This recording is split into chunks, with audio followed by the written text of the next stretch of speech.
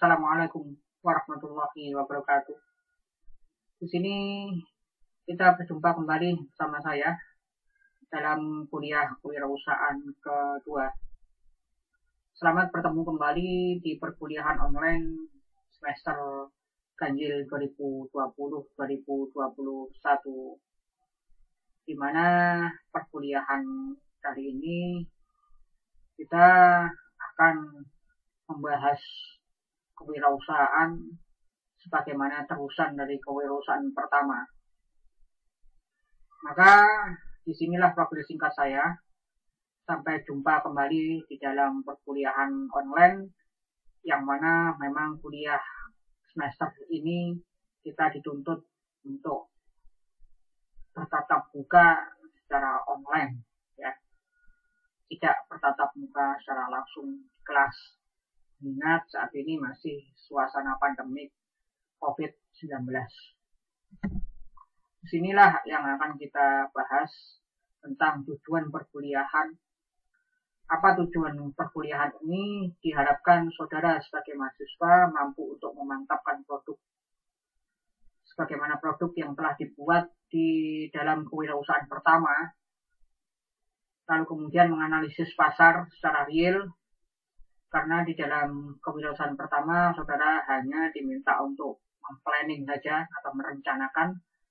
Yang di kewirausahaan kedua saudara sudah diminta untuk mengorganisasi, termasuk juga riset pasar secara real. Katakan riset di sini bukan berarti penelitian ilmiah yang secara mendalam, tidak, tetapi di sini katakan riset itu adalah saudara mampu untuk melihat pasar dan menganalisis pasar, kemudian menghubungkannya dengan teori tentang pasar. Berikutnya saudara diminta untuk menentukan jenis usaha real. Apakah saudara akan menggunakan modal, baik itu modal pribadi maupun modal secara kerjasama dengan orang lain. Misalkan apabila itu di dalam syariah bisa dikatakan mudharabah mungkin, yang nanti bentuknya adalah bagi hasil. Ataukah saudara akan menggunakan dana pinjaman pihak ketiga? Walaupun ini saya tidak rekomendasikan, ya, sangat tidak rekomendasikan. Kalau bisa jangan meminjam. Tapi kalau misalkan saudara ada yang berani dan mau seperti itu, silakan. Hanya saja saya tidak bertanggung jawab apabila terjadi hal-hal yang tidak diinginkan, karena saya sudah tidak merekomendasikan untuk pinjaman. Yang jelas di sini adalah saudara juga bisa melakukan modal sendiri, konsinyasi atau kerjasama sebagai tadi mudharabah bagi hasil, dan saudara mungkin juga dapat melakukan dropship dan sebagainya. Terserah, yang penting diperkenankan oleh agama dan juga diperkenankan oleh negara. Kemudian saudara juga di sini untuk tujuannya saudara mampu membranding produk saudara. Ya, jadi produk yang saudara sudah mantap untuk dijual ke pasar, itu saudara berikan logo, ya, lalu kemudian saudara berikan moto atau apa, sehingga produk itu betul-betul memiliki ciri khas. Sini sudah saudara betul-betul mengimplementasi terhadap produk itu, bukan hanya sebagai perencanaan. Kemudian uji coba melempar produk ke pasar. Uji coba ini saudara betul-betul berjualan, baik barang maupun jasa. Silakan. Strategi perkuliahan kita adalah diskusi online. Di dalam kewirausahaan kedua ini, saudara diminta membentuk kelompok. Satu kelompok terdiri dari 5 orang, kurang atau lebihnya. Sehingga di sini setiap kali pertemuan kita banyak membahas tentang usaha saudara per kelompoknya. Sehingga kita setiap kali pertemuan banyak dilakukan diskusi, baik melalui Zoom maupun melalui grup. Diskusi ini tidak terbatas pada saat waktu perkuliahan saja untuk kewirausahaan kedua. Saya buka sebebas-bebasnya di dalam waktu-waktu yang lainnya. Saudara bisa melakukan chat grup untuk membahas masalah perkuliahan ini. Jadi perkuliahan ini tidak hanya sebatas secara formalitas memang saudara kena pada hari dan jam yang ditentukan, namun secara pelaksanaan tidak demikian. Bahkan hari-hari libur, hari Sabtu Minggu pun saudara boleh untuk berdiskusi. Ya. Karena diskusi ini, karena usaha itu banyak membutuhkan pemikiran. Bukan hanya pemikiran saya, tetapi pemikiran teman-teman yang lain. Baik di dalam satu kelompok maupun antar kelompok. Tugas praktikum 8 yaitu saudara melakukan pemantapan produk riset pasar, ya, jenis bentuk usaha dan uji coba melempar produk ke pasar, baik barang maupun jasa yang tadi sudah disampaikan. Kemudian presentasi produk dan media pendukungnya, yaitu saudara wajib mempresentasikan hasil kemajuan usaha dan melaporkan kondisi lapan secara lisan atau tulisan melalui media online untuk kita tatap muka. Untuk presentasi produk ini boleh ya per pekan kita bertemu, gantian kelompok ya yang mempresentasikan. Kemudian untuk UTS dan UAS itu adalah berbentuk makalah dan produk. Makalah berformat PDF diupload ke Siakat, sedangkan untuk produk dapat ditunjukkan brosurnya, dapat ditunjukkan produknya. Apabila jasa, itu dapat ditunjukkan pula apa yang sudah saudara lakukan terhadap usaha itu. Misalkan saudara membuka potong rambut ya atau barbershop. Di dalam barber ini saudara memiliki branding seperti apa, ciri khasnya apa, kemudian logo brand, semua logo usahanya bagaimana. Saya tidak melihat saudara menggunakan jasa barbershop atau potong rambut ini letaknya di mana, enggak ya. Boleh di rumah saudara sendiri atau yang lainnya. Ya, kan tetapi di sini KWU 2 itu lebih kepada arah planning ya, perencanaan, implementasi perencanaan. Kalau KWU 1 itu adalah tertulis saja, tertulis di dalam reng-rengan kertas ya, berupa makalah atau apalah yang disebut sebagai perencanaan, rencana strategis atau bagaimana. Untuk KWU 2 itu adalah saudara diminta untuk betul-betul mengimplementasikan. Nah, seperti tadi barbershop, potong rambut itu sudah ada brosurnya. Minimal seperti itu ya. Lalu kemudian sudah betul-betul mantap produknya dan juga sudah ditawarkan kepada orang lain bahwa produk ini akan launching. UAS itu akan launching. Di KWU 3 baru launchingnya. Lalu kemudian untuk permasalahan terbentuk usahanya nanti bagaimana itu sudah saudara koneksikan kepada orang-orang. Contoh, saya punya teman yang siap untuk membiayai saya apabila barbershop ini jalan, gitu ya. Membiayai di situ adalah sebagai pembiayaan mudharabah. Contohnya misalkan seperti itu. Atau saya memiliki modal sekian. Dan nanti pelaksanaan betulan untuk melempar ke pasar betulan itu adalah KWU 3. Nah, tadi ada kata melempar pasar, mencoba menjual. Mencoba menjual itu berarti saudara mencoba untuk melaksanakan melaksanakan produk ini, menjalankan produk ini ke pasar. Contoh misalkan barbershop tadi jasa itu ya. Saudara sudah mencoba untuk menyukur rambut ya 5 orang lah. 5 orang minimum. Itu sudah saudara coba dan orang yang merasakan potongan rambut ini sudah dapat diberikan testimoni. Lalu kemudian untuk barang katakanlah itu sudah dilempar, baik itu tester maupun dijual secara kecil-kecilan. Contoh misalkan souvenir, saudara sudah menjual, ya minimal kepada 5 orang. Ini sudah ada yang mau membeli souvenir itu sudah langsung bagus. Tetapi untuk pencatatan profit, untung ruginya berapa dan keuangannya seperti apa di dalam menjalankan usaha itu belum. Ya, itu nanti di KWU 3. Cangkupan pasarnya adalah cangkupan pasar yang real ya, yang dekat-dekat saja. KWU 3 ya sudah mulai riset, sudah mulai menjual pasar secara real. Jadi saudara di sini adalah betul-betul dituntut kreativitas, keberanian dan jangan sungkan. Apa yang saudara jual adalah halal, ya apa yang saudara jual adalah tidak melanggar hukum, maka silahkan berkreasi semaksimal mungkin. Dan presentasi kelompok dan media pendukungnya, presentasi di sini adalah kemajuan usaha. Setiap pekan kita bertemu mempresentasikan. Tapi kalau diskusi boleh bebas 24 jam di dalam 7 pekan. 24 jam di dalam 7 hari. Ya, itu saudara boleh berdiskusi. Tapi untuk presentasi adalah setiap pertemuan. Untuk UTS dan UASnya adalah menunjukkan produk dan makalah tadi yang sudah disampaikan. Ya. Nanti produknya bagaimana? Kalau berupa jasa bisa brosur online. Tapi kalau berupa barang silakan yang barang tahan lama ya. Ini souvenir gitu ya. Silakan dikirimkan ke saya. Satu aja sampel. Ya, satu sampel untuk dikirimkan kepada saya lihat brosurnya. Tapi kalau yang udah busuk, ini contohnya makanan, ya. Makanan ya jangan dikirimkan ke saya, difoto kemudian diupload ke media di WhatsApp group atau yang lain.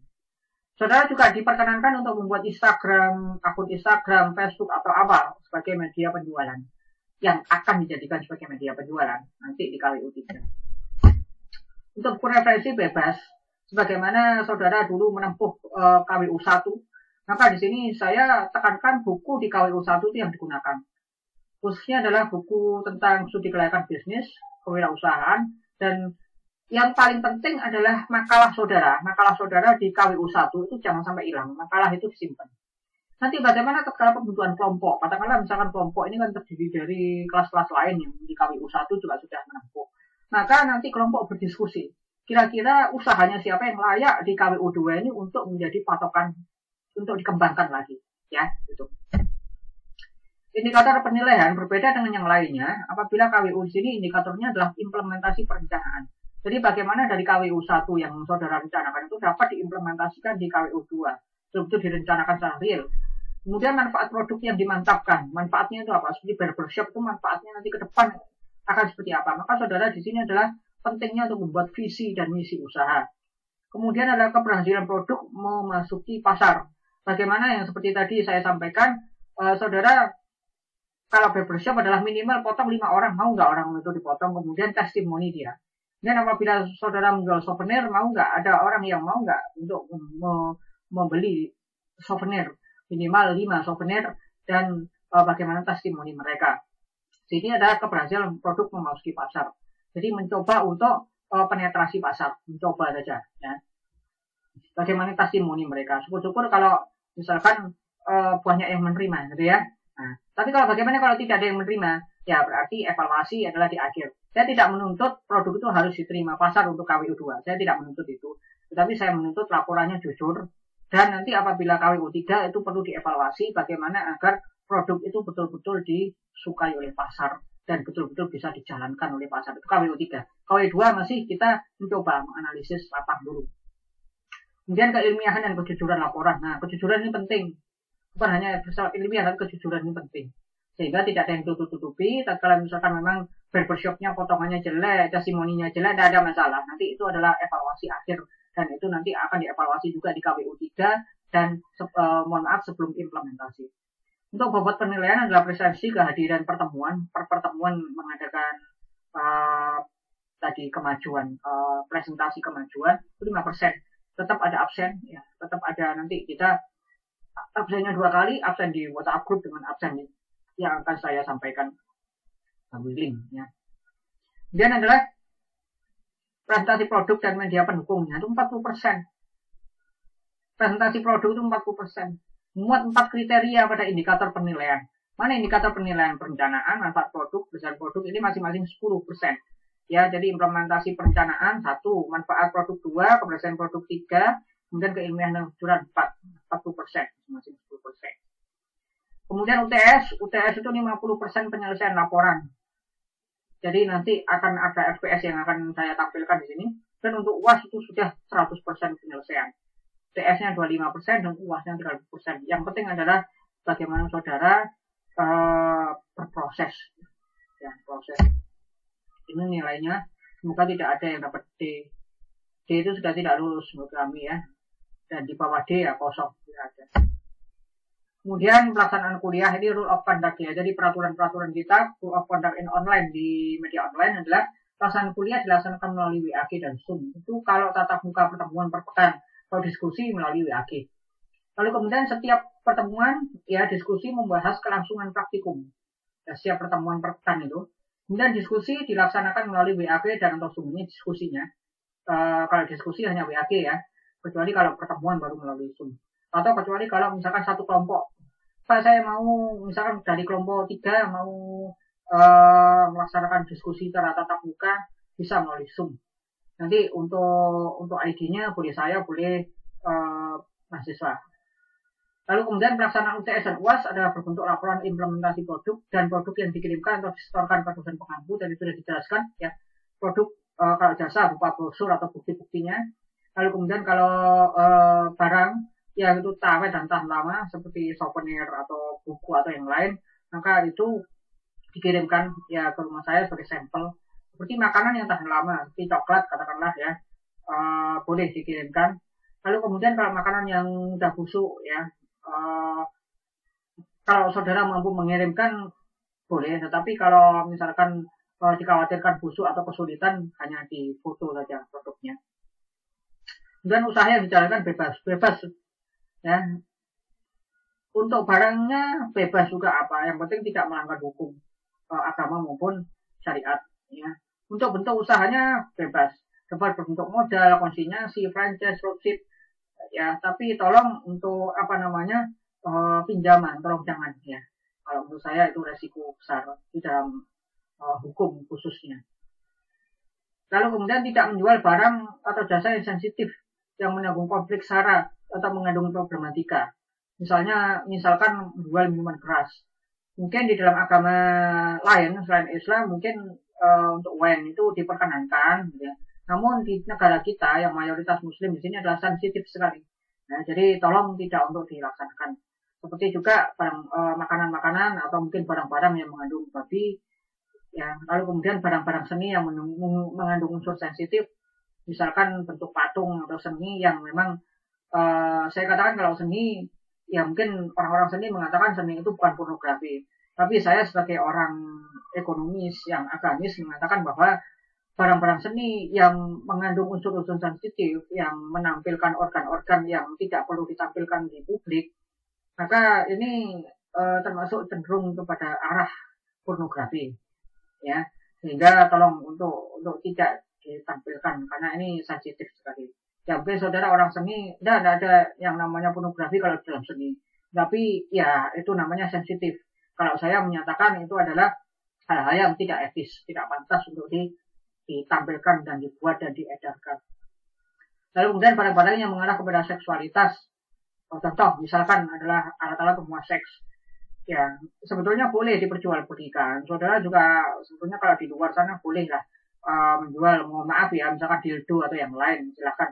Tapi khusus untuk di sini tidak diperkenankan, jangan ya karena sensitif juga dan semisalnya. Apalagi barang-barang yang diharamkan oleh hukum, contoh narkoba ya dan sebagainya. Bagaimana kalau menjual rokok? Tidak, nah, ini sensitif juga, jangan. Dan saya tidak menganjurkan itu dan juga melarang itu. Bagaimana kalau menjual vape? Kalau rokok itu tidak diperkenankan, maka kalau vape itu saya tekankan untuk tidak. Walaupun kalau ada yang menjual saya perbolehkan, tapi saya tekankan tidak ya. Lalu kemudian tidak diperkenankan dengan modal hutang. Nah ini yang tadi jangan ya. Apalagi ke bank.